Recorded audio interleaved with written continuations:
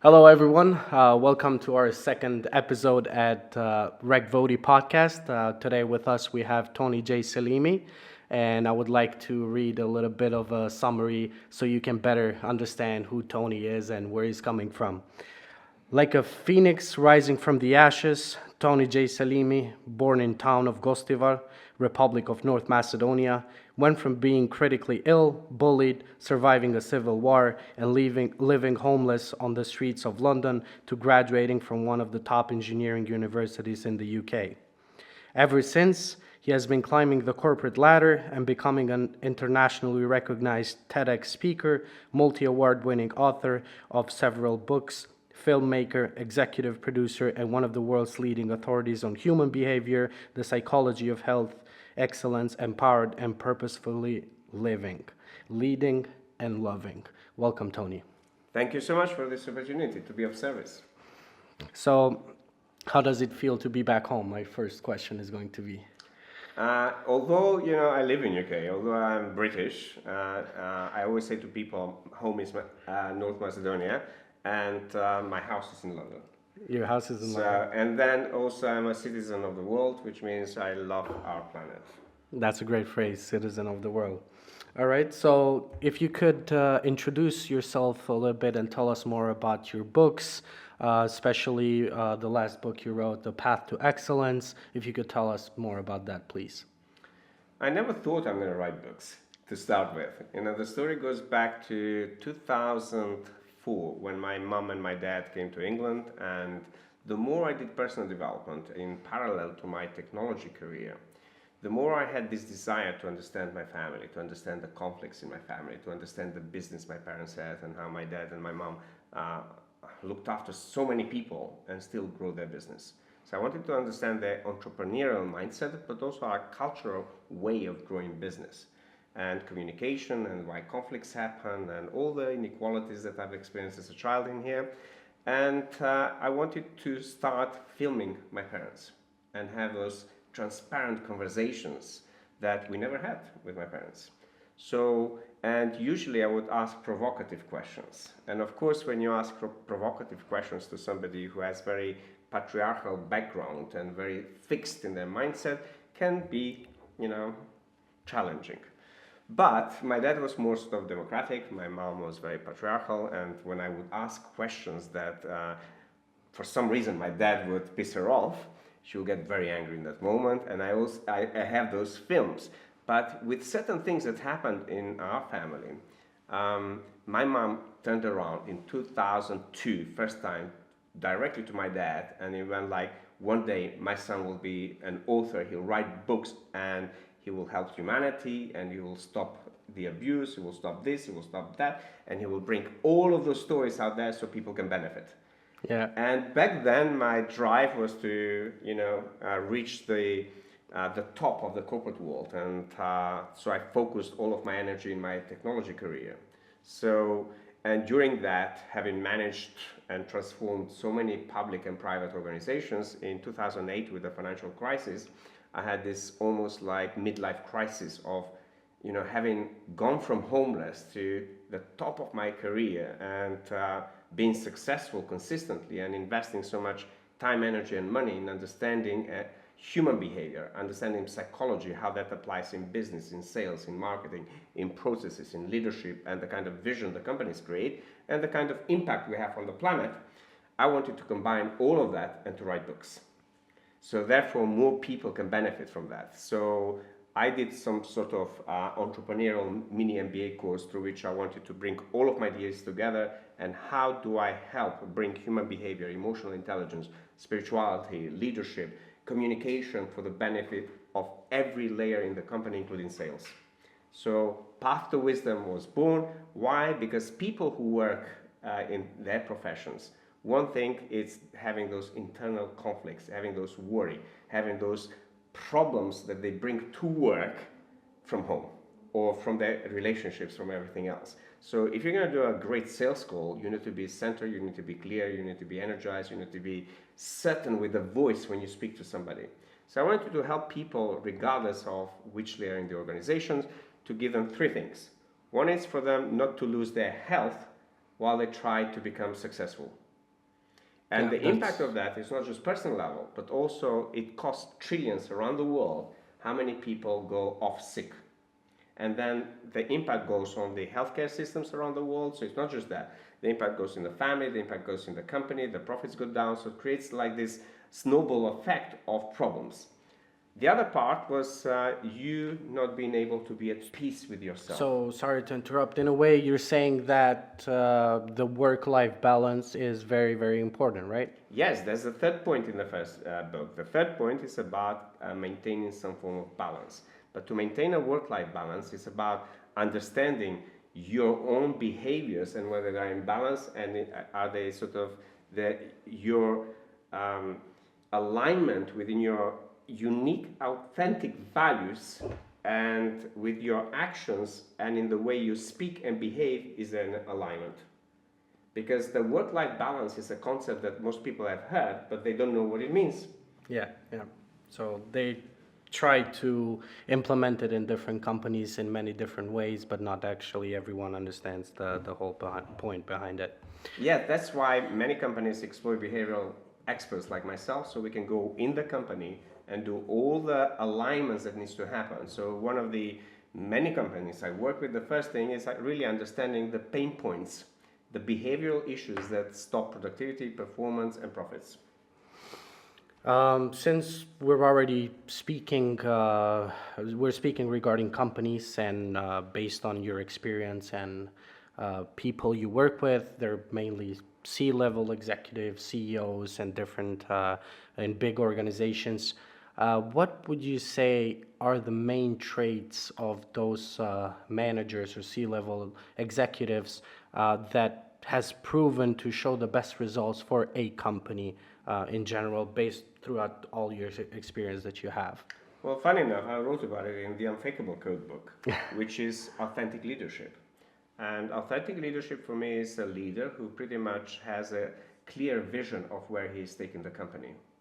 And when you have a clear vision in detail and you have a clear plan in detail and then you form a strategy in detail with all the priorities and all the actions laid out in detail, and when you then take that and create a vision, mission and purpose statement, which is collective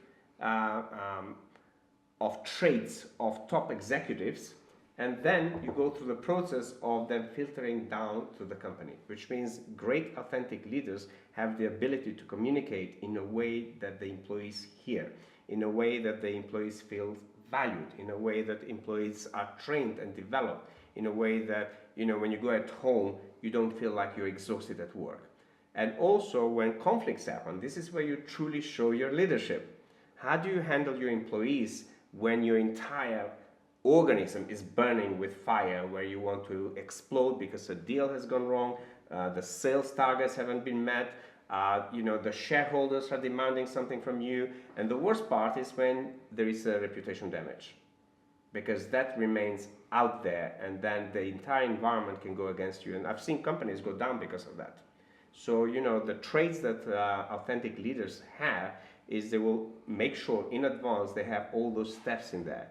And most leaders that I know, they will have coaches and consultants who work with them directly, that they build the trust, but also they build their leadership skills continuously. Interesting. So basically, do not crack under the pressure. Yes, I mean, people crack under the pressure only if they haven't really built the tools. Whether it's mindfulness tools, whether it's emotional intelligence tools, whether it's like behavioral tools, so you perceive that what you need to do, it's more negative than positive. And if you perceive that the expectations that you have, you are not able to overcome, which means it all comes down to clarity, because in that moment, your brain, your amygdala, it's in overload. And amygdala, it has the roles fight, flight, or freeze.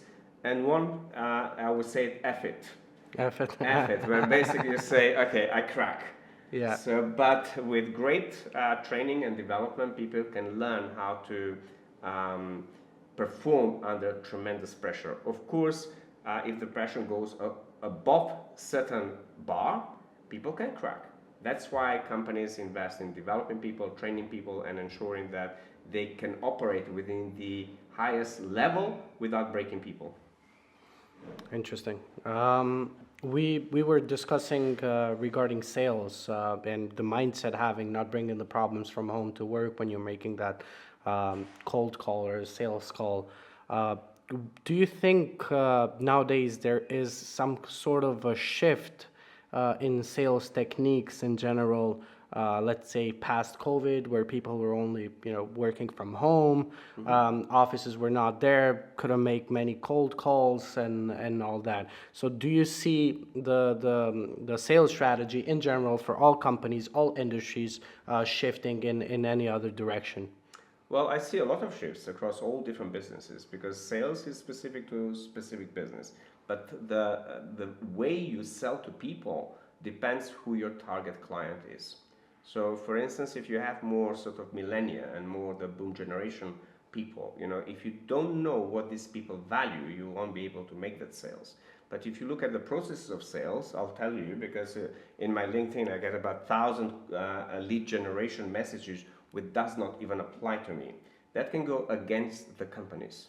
There's nothing more powerful than when you build authentic relationship. And this is what I emphasize in the book, in the Unfakeable Code. Meaning, Unfakeable Code is that part of the mind that finds a way of speaking and being that nobody can fake it, which means you are authentic. That also applies to the business, applies to the leader, applies to the salesperson. So we see many forms of sales generation out there, including AI. AI is the latest thing that they do. Yeah.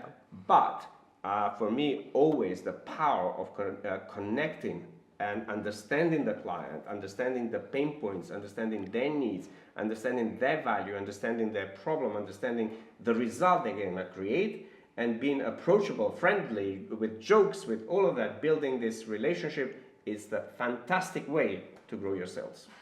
Agreed. And from my experience, what I'm noticing in the last let's say 2 to 3 years, modern problems require modern solutions, obviously. So there's new problems coming out which companies bring solutions to the table to solve a particular problem.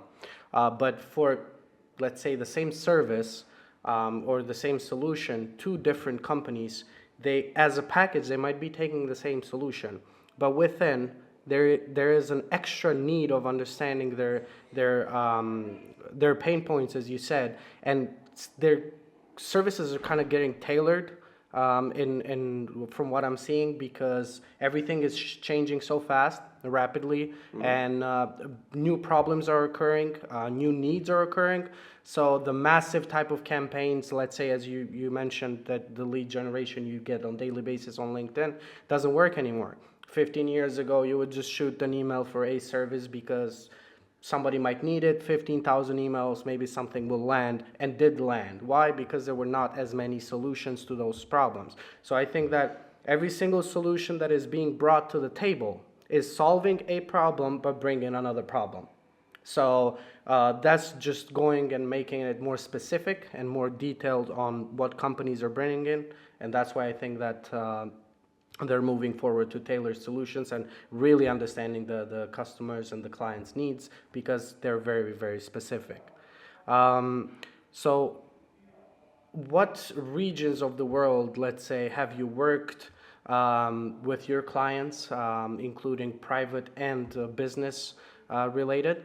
And what are the differences in cultures, let's say, in the business world throughout the regions you have worked in? So I worked from west and east, from south to north. So my clients come from all walks of life and businesses from all market sectors.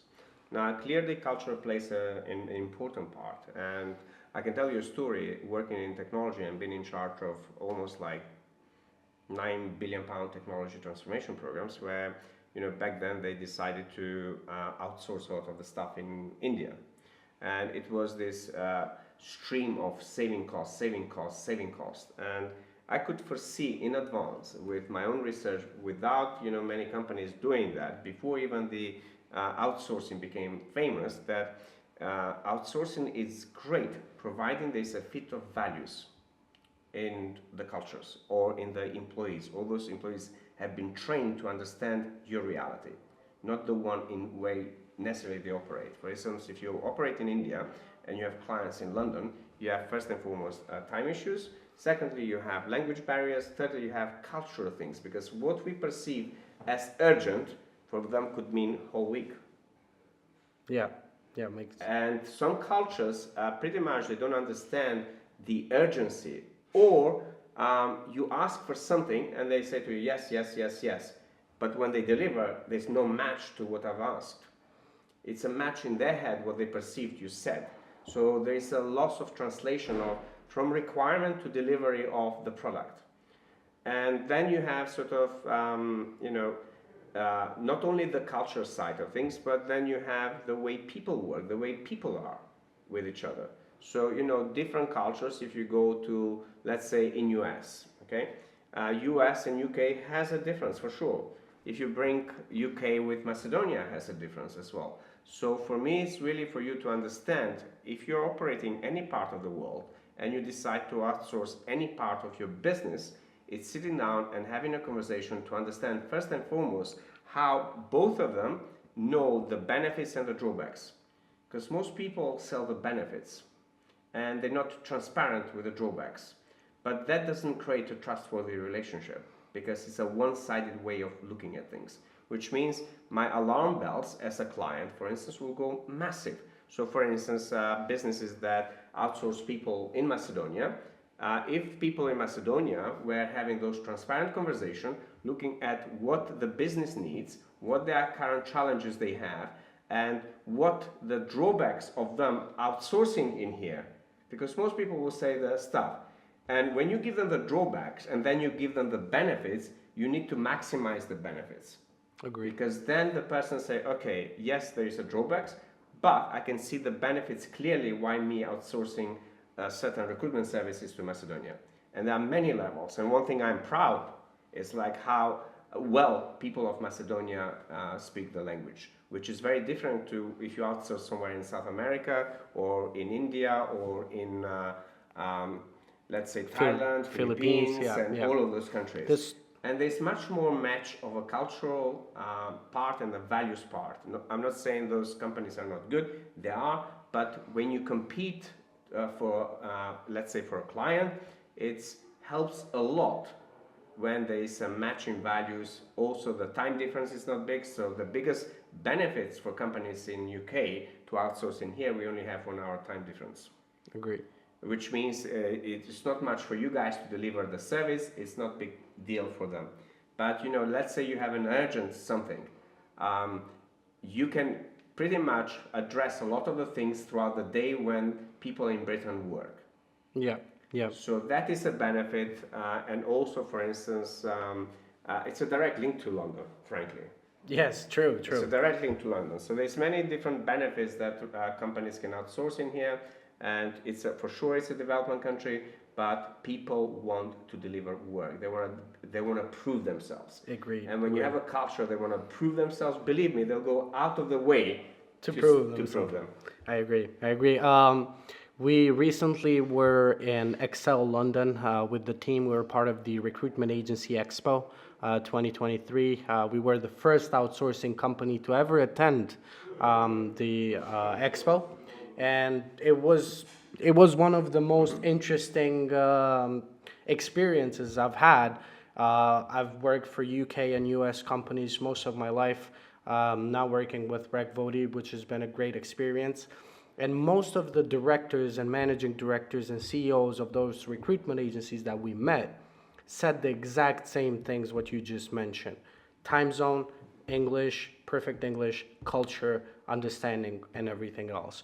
And it's really interesting of how Macedonia in general is taking advantage of this opportunity and trying to prove themselves.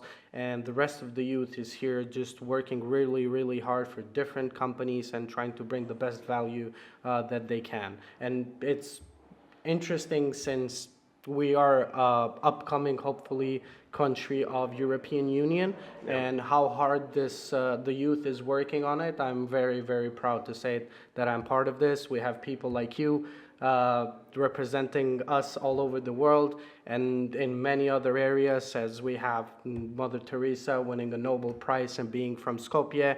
And I mean, it's just an honor and a pleasure to We be have part. artists, we have musicians, we have culinary experts, we have experts like me in leadership and books and all of those. We have people who write other books, novelists, and all sorts of stuff. So we have a rich culture. Definitely, most definitely.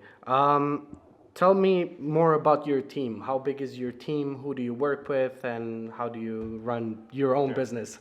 So when I left the corporate world, having worked with massive teams, I wanted to streamline my own team, meaning the world was changing massively. And also I didn't want the overheads. So I wanted to maximize a small team to do big jobs. Because in the work that I do, I'm the main guy. I'm the service, I'm the product. Yes, of course, I got books, I've got trainings, I've got all of that. But I'm the delivery guy. And with the delivery guy, for me, I need a very small team to do big work. Because at some point, because I've trademarked all the methodologies, at some point I'm licensing every methodology as a courses. Then the next level of growth will be train other people to use the methodologies in their jobs. For instance, you can use the methodologies to be the best salesperson in the world. So therefore, you get a certification program for that. So with that, then my team will be growing. And the company will be growing because now the company is focused on speaking, coaching, training, consulting, writing, and documentary making. So when you have all of those things, I use a lot of outsourcing, meaning I outsource because I don't need to look after the HR, I don't need to look after the contracts, I don't need to waste my time for things that I work on business, I don't work in the business. So for me, for my company, pretty much I have a small team of 5, the rest of it's all outsourced on project basis. So for me, outsource is a great way to build your business. Yes, exactly. It's something where the world is actually becoming very professional on certain things. And as a business, it might not be your number one priority of one of the, let's say, departments of whatever it might be. So people are outsourcing that service from another company, and you have a full dedicated team with individuals and experts within the field to actually do the job for you. And they do it better than you. And do it better than you, exactly. And I think that the most successful companies nowadays are the ones who are utilizing and outsourcing the most of their work, so they're only focusing on what they do best. Yes, where they can save cost, they can improve the quality, because that is important. You can't save cost and drop quality. Exactly. That's an important point to do. Yeah. Because I've seen so many companies who fail in that process because their focus is on the cost saving, and therefore they compete with other companies who give them the cheapest service. Few months down the line, to discover the quality of the work, it's costing them 10 times more than paying another company. Agreed. So those are the things that every company who's considering outsourcing to do that. It's the same when if we do technology, if we do any other outsourcing, if we do people outsourcing. So if somebody can do better than me and they can save me time, energy, and money of me not doing that stuff, go for it. Just have a great conversation so you clarify in detail what are the expectations on both sides, not one side. In order for something to work, it has to be a win-win situation. It has to benefit both sides. I will add on to that. My sales processes that I've designed myself and all my methodologies are win-win-win-win situations. It's That's not 4 just wins. win-win. All right.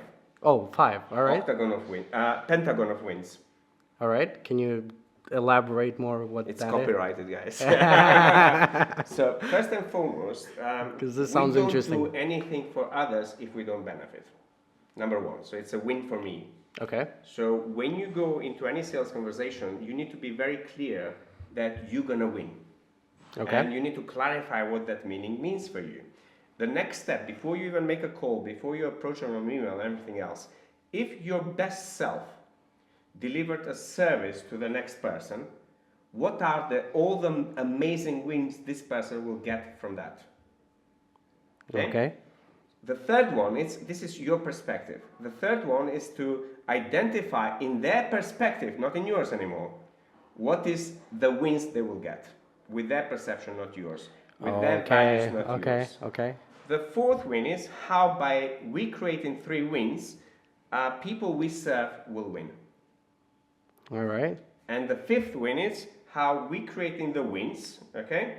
And the people we serve, how we all collectively contribute to the global win.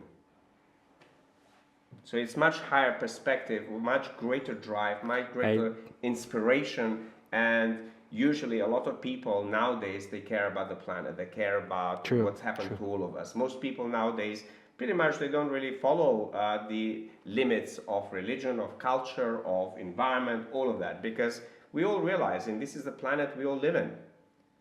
And if we remove all our labels, the Unfakeable Code is about removing those labels and going naked who you are. Yeah. You suddenly have much closer relationship with every human being in the world, and you don't see them as less or more than you. But you start to understand we're truly equal in the eyes of God, in the eyes of the universe. I mean, that's a really, really interesting theory. I mean, it's correct 100%. Just opened my mind now a little bit to think of. So like you have marketing, you have sales, you have different teams, right? And now your business has been working great for the past 30 years. So you want to reach out to the CEO?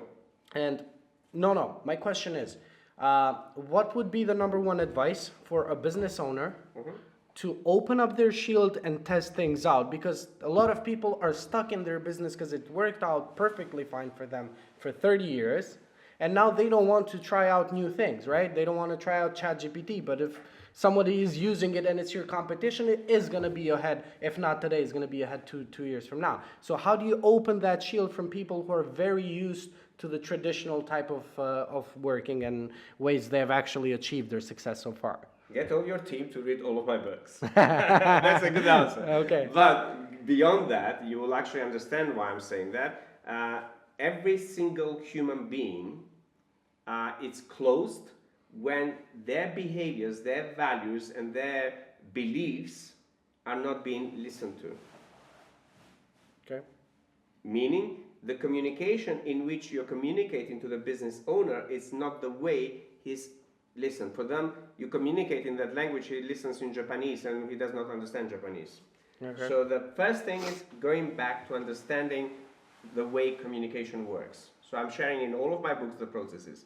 And the values, meaning not only me, even the ancient philosophers in Greece, and your colleague mentioned Stoic, Romans, great rulers, leaders, and everything else.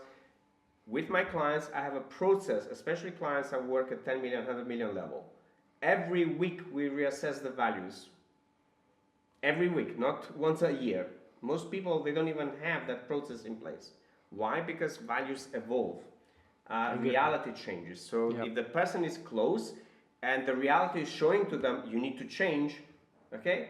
Then you have to ask questions in a way for them to be able to see that the reality is putting the problem in their face. The same psychology cannot solve the problem that it created. So therefore, this is where external consultants, coaches, people who are not emotionally involved with a business can bring so much value into the business and into the business owners.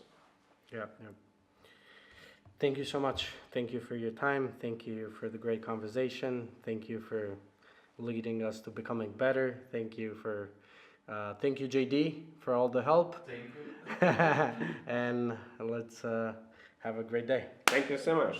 So people, if they wanna connect with me, they can go to my website, tonyselimi.com. They can connect on social media. They can find the books on Amazon, Audible, Kindle, in every form. Do the work. Do the work. Sounds good. Thank you. Thank you. Great.